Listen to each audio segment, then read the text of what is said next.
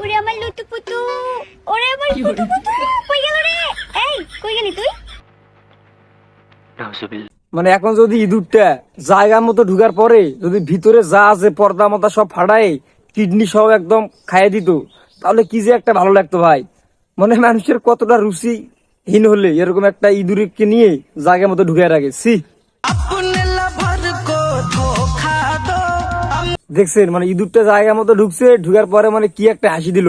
মানে বোন তোর এত সুশুরতে বিয়েটা করলে কি হয়, এরকম একটা অবলা প্রাণীকে নষ্ট না করে মানে তার জীবনটা নষ্ট করলা। আহা হা রে, একটা অবলা প্রাণীর জীবন নষ্ট করতেছে। সি এই টুনটুনিগুলোরে কেউ নিবা? আমি দিব, এই দুইটা দিব। না মামনি, এই দুইটা টুনটুনি আমার নেওয়ার লাগবে না, কারণ আমার দুইটা টুনটুনি আছেই। এগুলা নিয়ে যে ঝামেলায় আছি, আবার যে দুইটা নেই আরো ঝামেলা হবে আমার। কি নামে ডেকে বলবো কে মন্দ করেছে আমাকে এই চোখে, কি নামে ডেকে।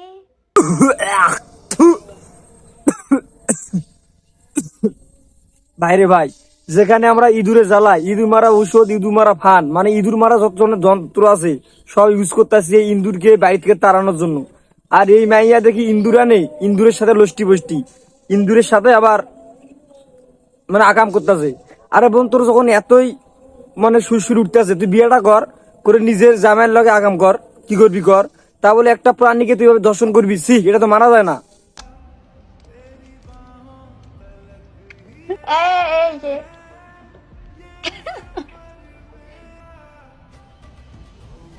কি হলো এটা? জীবন চলার পথে আসবে অনেক বাধা, টিকটকে দেখা যায় হরেক রকমের গাধা, গরু দেখছি, কুত্তা দেখছি, দেখছি অনেক ছাগল, দেখি না এদের মতো কিছু পাগল।